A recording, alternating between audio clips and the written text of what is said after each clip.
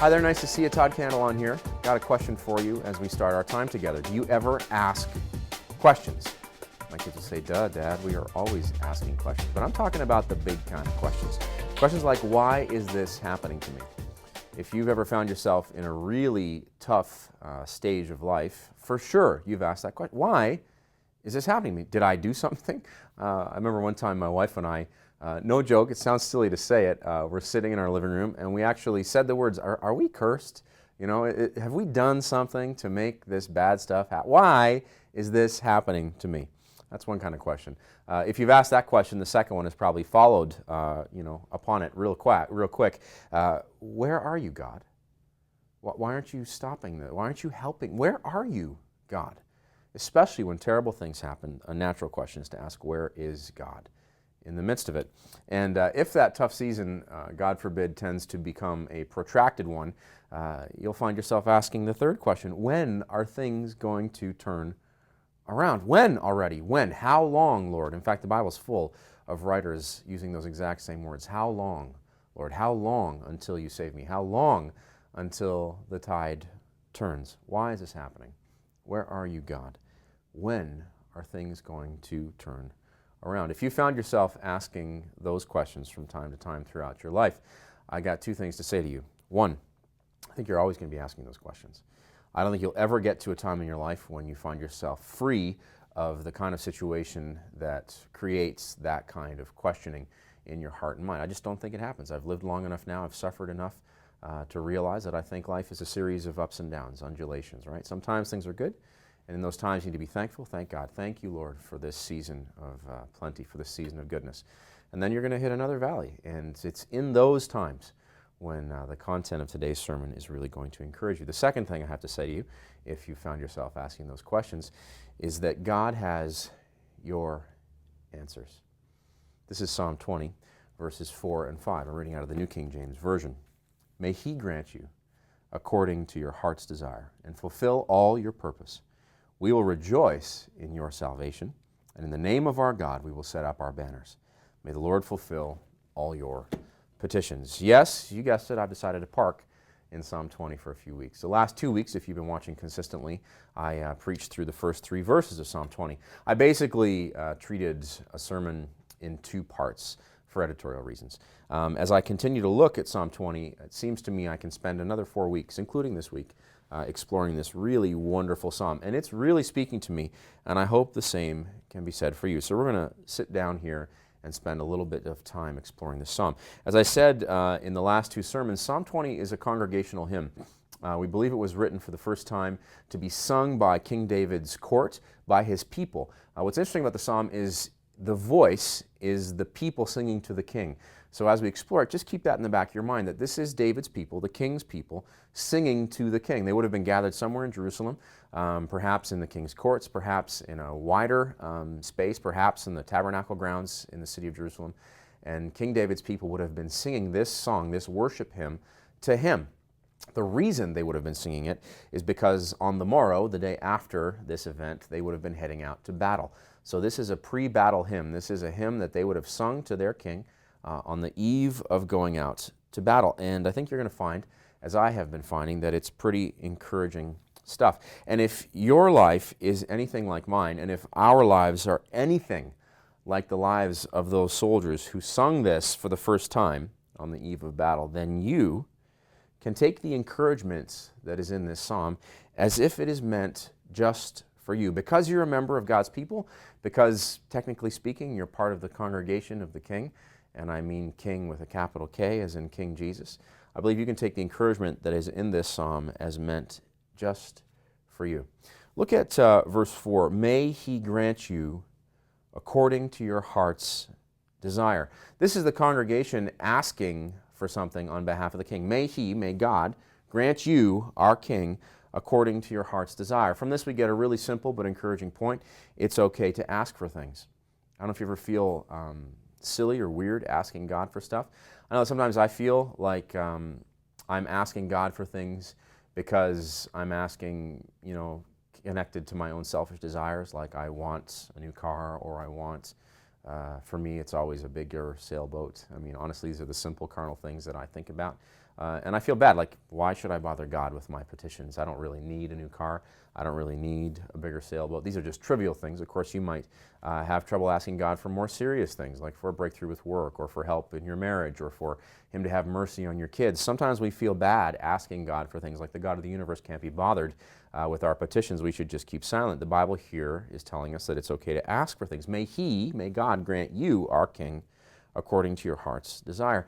The second thing to remember here is that it's important to remember to ask God.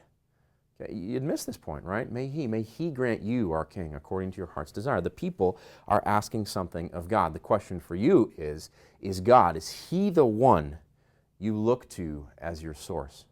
I know for me that's challenging. A lot of times I look to myself as my source. What can I do to fix this situation? What more can I do to advance in this context? I'm looking to myself, to my education, to my background, to my training, to my work ethic. I look to myself for the solution, and this is a wonderful reminder that God's people need to look to God when they ask for things. It's okay to ask for things, and remember to ask God. Treat Him as your source. Also, what's interesting here, like I mentioned when I dealt with verses 1 to 3, this question is meant to be heard as a bit of a double entendre. Okay, may He grant you. In the Hebrew, it's really a question, but also a declaration. In Hebrew, you would read it, Yiten lecha.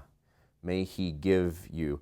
But yiten is just like it's a present continuous word. He will give you. So if you were singing this in Hebrew, you're on the one hand asking, may He grant you according to your heart's desire, but you're saying He will grant you according to your heart's desire. This is what I like to refer to as asking with certainty. Another way to put this is asking in faith. May He grant you according to your heart's desire. He will grant you according to your heart's desire. This, perhaps, is what it means to ask in faith. You'll have heard that term throughout your life. If you are a Christian, if you've spent any time in church, you know that you're meant to ask in faith without doubting, one verse says. But what does it mean? How do I actually ask in faith? I got to say that I find this exceedingly difficult. Okay, asking with certainty, asking as if I truly, in my heart, like you can't fake this, actually believe that God is going to grant me according to my heart's desire. One thing that can help with this is to remember that God is your Father. I was reminded of this week. I was reading a book by a very famous preacher-teacher, and he made the point that God is our Father, and if God is our Father, He wants to give us good things. Now, this is a very basic point. This is something I've been taught since I was a little boy. It's something I have taught to other people. It's something that has been part of my vernacular throughout my life. But for whatever reason, in the season I've been in lately, it's something that I've forgotten. Not forgotten for good, but certainly it's not been in the forefront of my mind. God is my Father. If He is my Father, He should want to give me good things. We know when we read in the New Testament that one of the apostles refers to this truth and says, look, if God is your Father, how much more is He going to give good things to those who ask of Him, even you who are sinful? When your son asks for bread, do you give him a stone? No, you don't give him a stone, you give him bread. So we kind of take the model that we treat our kids well, we love our kids, we love to give good gifts to our kids. They're saying that this is a mirror of God, that God the Father loves to give good things to His kid. Remember that God is your Father. It's really important to remember that the word give means to give. May He give you, may He grant you according to your heart's desire. In Hebrew, the word is yiten. Okay, yiten lecha. He will give you, He will gift you. From the word yiten, we get in Hebrew the word matana, which means literally a gift. Okay, the point is very clear. The good things that God will give to you are gifts. You didn't earn them. Okay, I don't earn the good things that God gives to me. I won't earn the good things that God will give to me. We do not earn the gifts that God gives to us. As Christians, we need to hear this and think immediately, grace. Okay, grace is favor or merit that is undeserved. The point is simple. You did not earn God's goodness with your good behavior. And the converse is also true, and I think more important, at least for my ears. You don't disqualify yourself from receiving God's goodness because of bad behavior. Right? If the one is true, you don't receive God's goodness because of your good behavior, then the other is also true. You don't disqualify yourself from receiving God's goodness because of your bad behavior. I got to admit, it's hard for me to even say that second one because I'm immediately mindful of all the bad things that I do. I'm immediately mindful of all the bad things that people have done to me. I'm thinking that you're probably thinking right now in this moment about all the bad things you've done that you think disqualify you from receiving God's goodness. Okay? We think that goodness is rewarded. We think that badness is to be punished. This is the law of karma. This is not what Christianity teaches. Okay? Christianity teaches that God is good, and because He is good, He loves His children, and because He loves His children, He has promised to give them all good things. We see this first and foremost in God the Father giving us God the Son, giving Jesus to live, to suffer, to die, to rise again in our place for our sins, to restore us to a relationship with God, that thing that we were created for in the first place. Okay, so your goodness is not to be rewarded. Your badness is not to be punished. God is going to gift you according to your heart's desire. Look at verse 4 again. May He grant you according to your heart's desire. May He grant you. I want to point out that there is specificity here. David's people are praying, they're singing a prayer, and they're praying specifically for him. May God grant you, King David, according to your heart's desire. They're praying specifically for King David, specifically because the individuals in that crowd were specifically facing death in battle the next day. So if that's true, then it's okay for you to apply the meaning of this text specifically to your life, with the specific difficulties that you are facing specifically in mind. God is going to give you what's in your heart. Yes, you. Specifically you. Verse 4, may He grant you according to your heart's desire. Literally in the Hebrew, it would read this way: He will give you as is your heart. Yiten lecha kelevavecha. Kelevavecha is the key part. As is your heart. He will give to you as is your heart. In simple English, you would say, God will give you what's in your heart. Can you believe it? Even as I wrote it, even as I speak it, it's hard for me to really believe that God will give me what's in my heart. The first step is to believe it. The second step is to stand on it, like to live as if it's true, to continually live, to act, to be, to breathe as if it is true, that God is going to give you what's in your heart. What's in your heart? Okay, from this text we see that it's okay. It might even be time to be really honest with yourself about what you want. Does it make you smile? It makes me smile because I'm thinking about the things that I want and how honestly asinine most of them are. And again, I find myself thinking what I mentioned a few moments ago. How could God possibly be bothered to give me these things that are in my heart? I was praying through this. I was putting stuff away in the fridge this week, and I was just talking to God, and I was talking about some of the things that I want, some of the things that I think I need. And even as I was talking to God, I felt embarrassed about what I was saying and what I was thinking.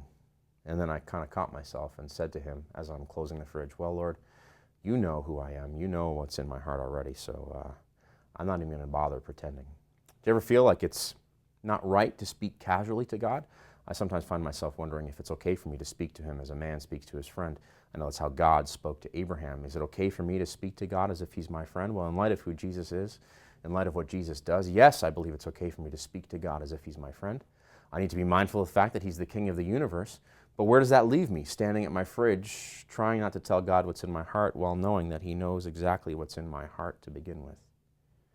Maybe it's time that we accept what's in our heart and start expecting God to give it to us. For me, this is a hard teaching. This is not a teaching that I have really given too many times. It's not one that I have really embraced for myself too many times.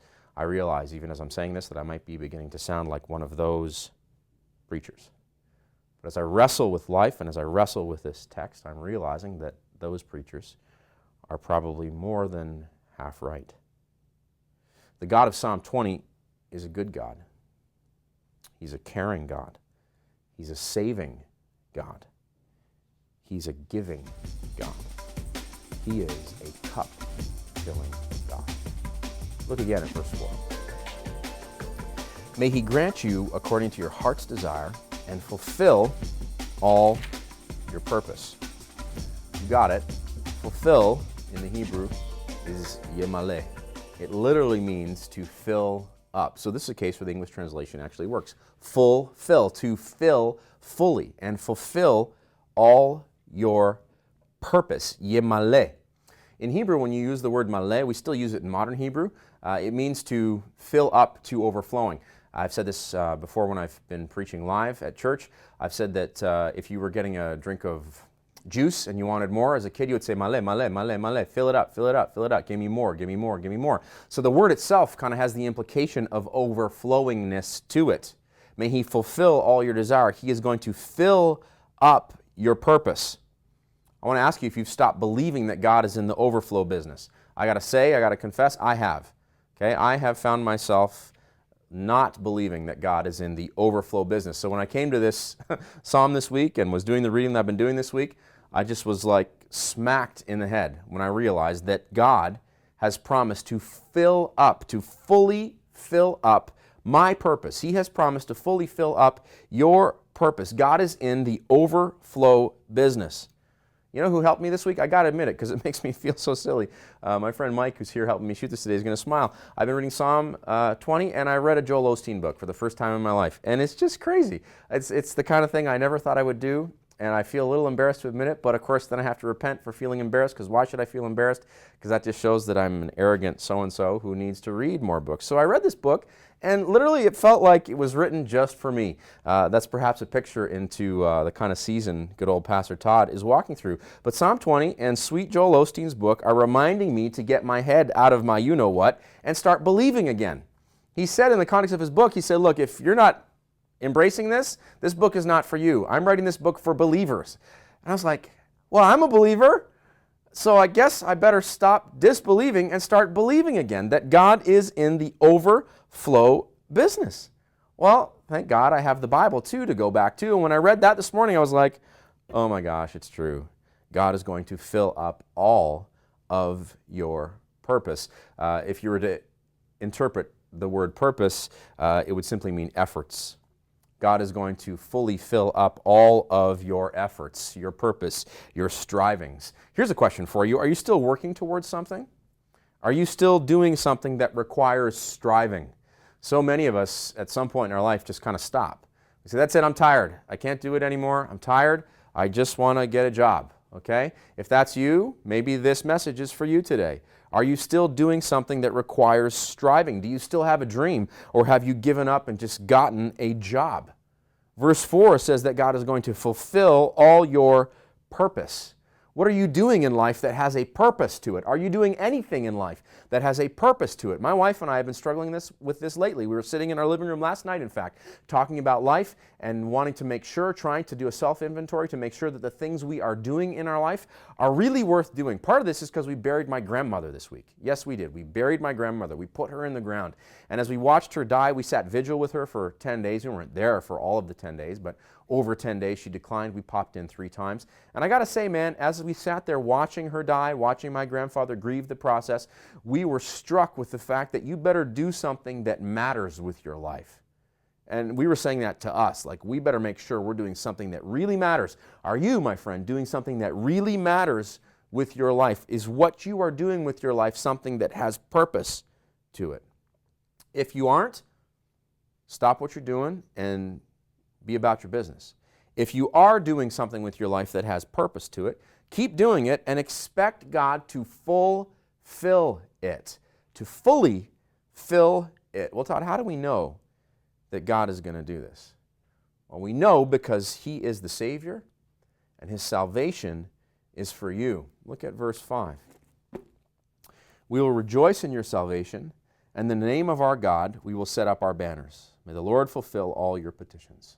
We will rejoice in your salvation, and in the name of our God, we will set up our banners. God is going to save the king.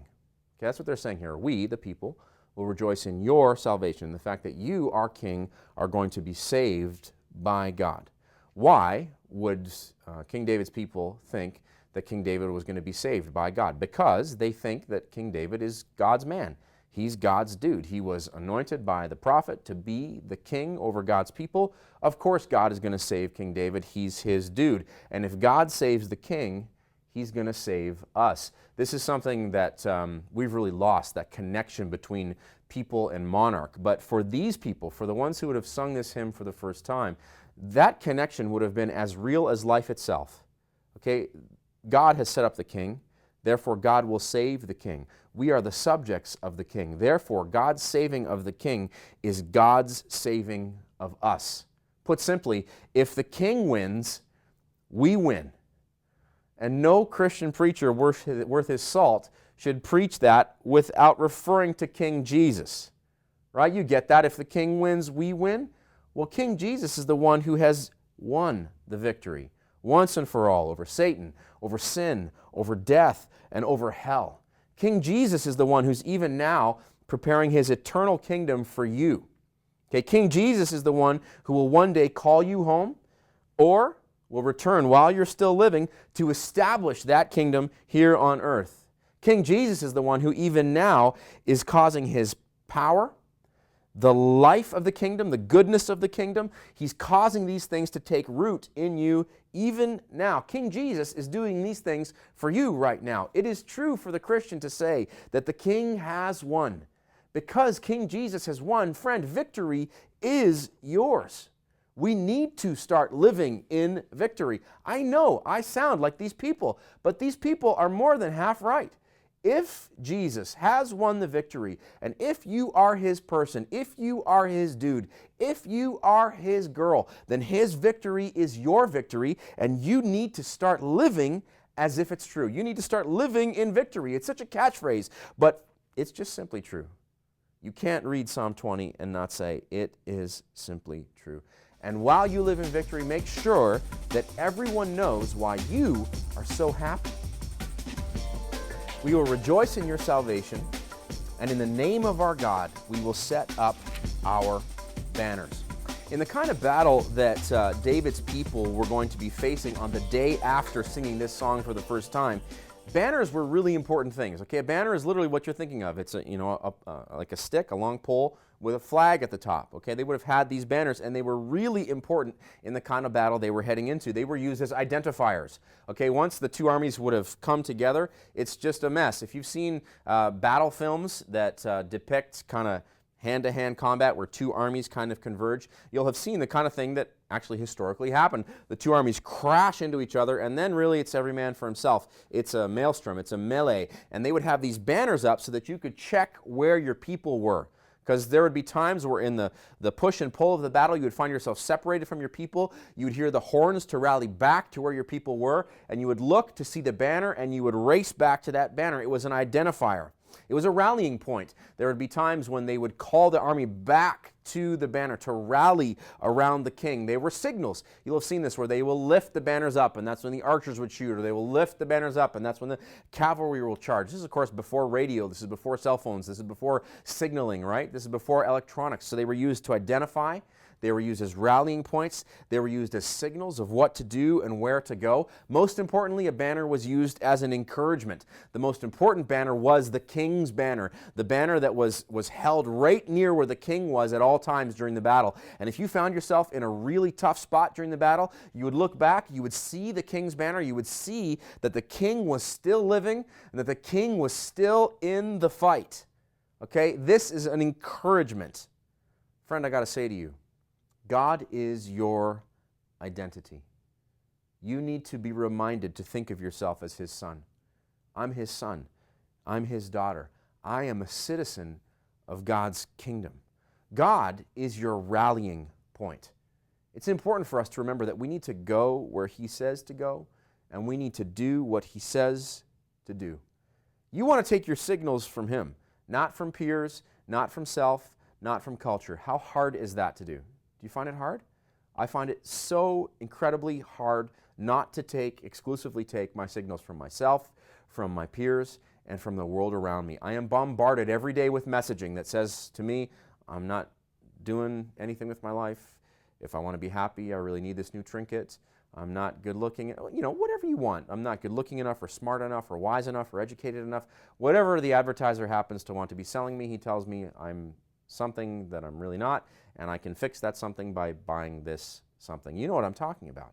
You're bombarded every day. Your peers, they're a source of this as well, right? Your peers portray themselves in a certain way, and you interpret that and apply that, and oftentimes you find yourself on the short end of the stick. Okay, it's very important to take your signals from him, not from your peers, not from culture, and certainly not from yourself.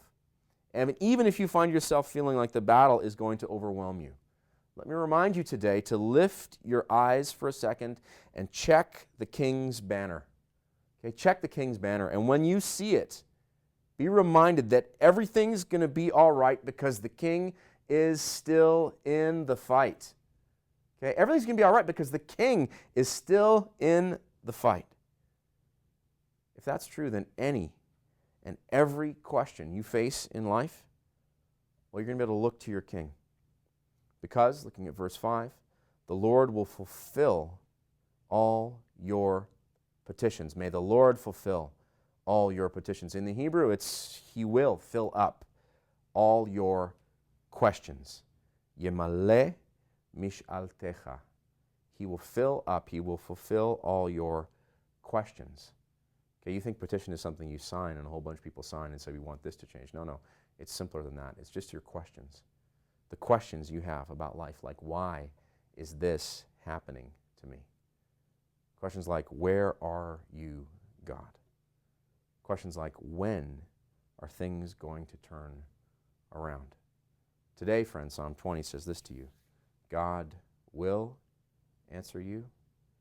God is answering you. So let me be a reminder today to lift your eyes for a moment from your troubles and fix them on the King's banner. And when you see that banner, be reminded that the King is still in the fight. And that is why everything's going to be all right.